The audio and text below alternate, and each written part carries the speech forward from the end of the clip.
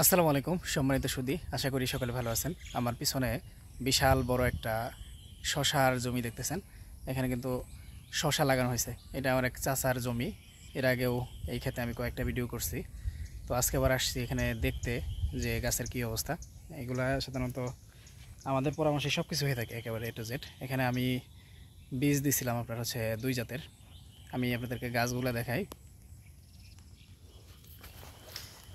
আপনার এই যে দেখতেছেন শশা গাছ সাইজ হয়ে গেছে বেশ ভালো, আবার অনেক জায়গায় এখন অনেক ছোট আছে।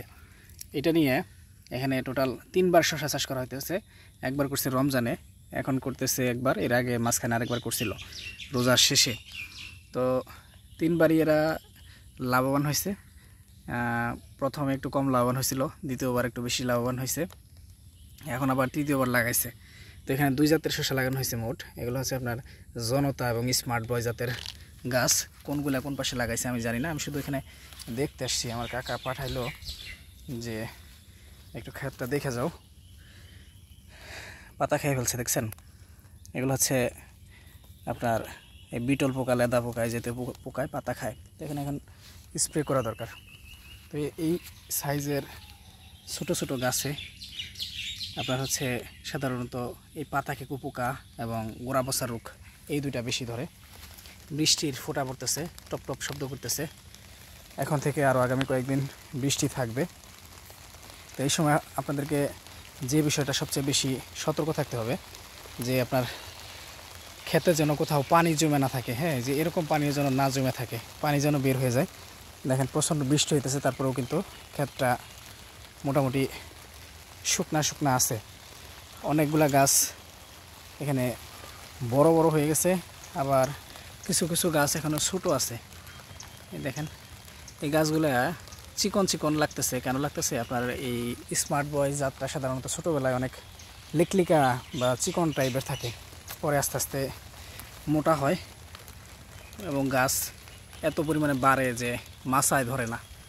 হ্যাঁ, মাছা ভরে যায় গাছে।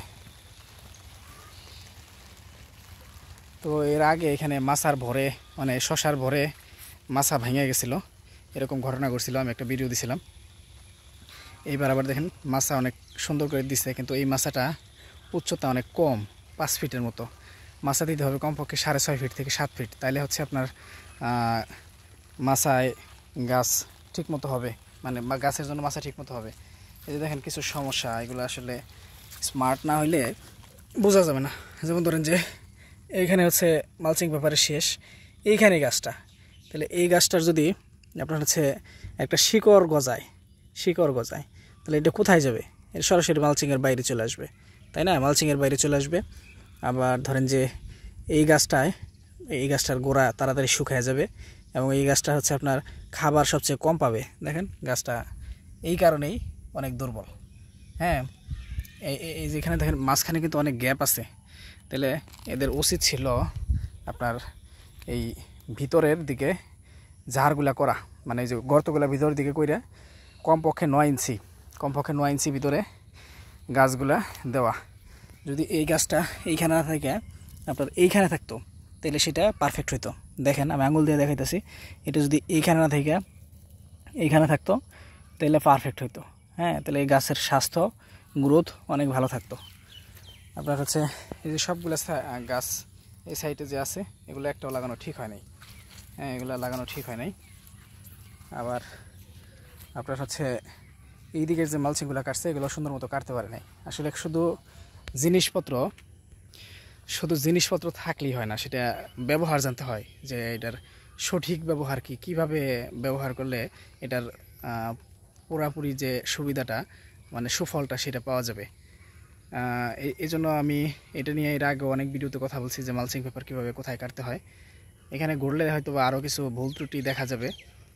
এগুলো দেখে দেখে আপনাদের শিক্ষা নেওয়া উচিত যে আসলে এই ভুলগুলো আপনারা করতেছেন কিনা।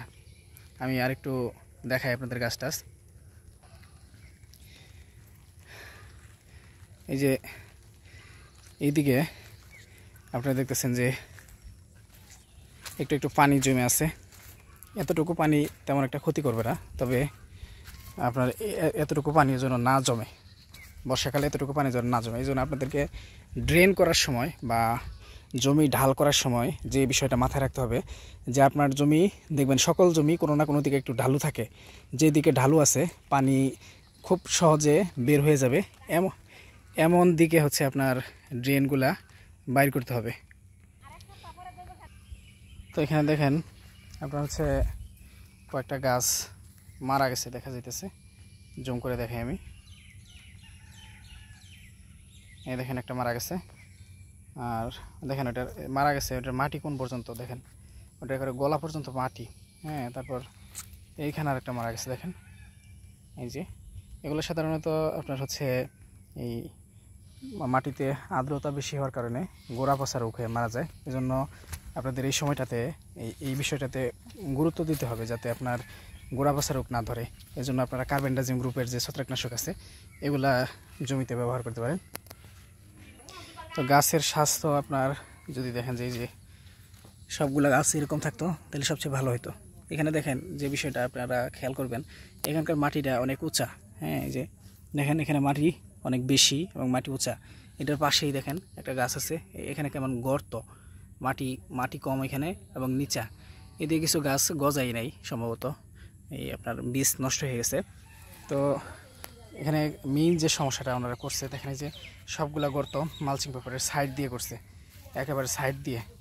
তো এই ধরনের ভুল করা যাবে না। দেখেন যে এখানে একেবারে মালচিং পেপারের সাইডে, তাহলে এটা মালচিং পেপারের কাজটা কি আসলে? এরকম যদি সাইডে গর্ত করা হয়, এর মালচিং পেপারের কোনো কাজই নেই, কোনো সফল হবে না, শুধু শুধু এই পেপারটা বিছিয়ে রাখা হয়েছে। হ্যাঁ, এই ধরনের ভুল কোনো ক্রমেই করা যাবে না। তো ভিডিও অনেক বড় হয়ে গেল, কথা বললে দেখা যাবে যে আস্তে আস্তে একটা একটা করে ভুল বের হবে। যে জিনিসটা আমি আপনাদেরকে শুরুর দিকে বললাম সেটা হচ্ছে এখানে যে মাছাটা করছে, এই যে দেখেন, এই যে আমার হাত মানে আমার বুক সমান মাছা, এই মাছায় কিন্তু গাছ মানে দেখা যাবে যে এই বর্ষাকালে গাছ সাধারণত কিছু অধিকাংশ জাতে আপনার হচ্ছে এই বুক সমান উঁচা হইয়া আপনার ফল ধরা শুরু হয়। তো দেখা যাবে যে এই গাছগুলা বড় হইলে, যখন বড় হবে তখন ফল ধরা শুরু হবে এখান থেকে। তাহলে পরবর্তীতে গাছটা যাবে কোথায়, মানে আর কোথায় বাড়বে, এই সুযোগটা কিন্তু পাবে না। তখন ওই যে ডোকাগুলা ভাঙা ভাঙা পড়বে আর গাছের প্রোডাকশন অনেক কমে যাবে। হ্যাঁ, এই জন্য আপনাদের উচিত হবে উঁচু করে মাছা দেওয়া। দেখেন যে এইখানে যে লেভেলটা আছে মাছার, এটা আমার আমার আমার সমান, মানে 5 ফিট 8 ইঞ্চি বা 10 ইঞ্চি যদি মোটামুটি এরকম হইতো সেটাও চলতো, কিন্তু বাকিগুলা অনেক নিচা। তো ভিডিও আপাতত এই পর্যন্ত শেষ দিতেছি। আপনারা আপনাদের ক্ষেতের প্রতি যত্নশীল হন। শশার বাজার এখন অনেক ভালো মাশাল্লাহ, আপনার 1800-2000 টাকা মন হাইব্রিড শশা। তো এরকম ভালো বাজার সামনের অক্টোবর পর্যন্ত ভালো থাকবে ইনশাল্লাহ। তারপরে আপনার নভেম্বরে ভালো থাকবে। গত বছর ডিসেম্বরে আমরা দেখছি যে 2200 টাকা মন ছিল, এইবার কেমন থাকবে বলা যাইতেছে না। তো এখন যদি লাগাইতে পারেন সেগুলো ভালো বাজার পাবেন। ভালো থাকবেন সবাই, আসসালামু আলাইকুম, আল্লাহ হাফেজ।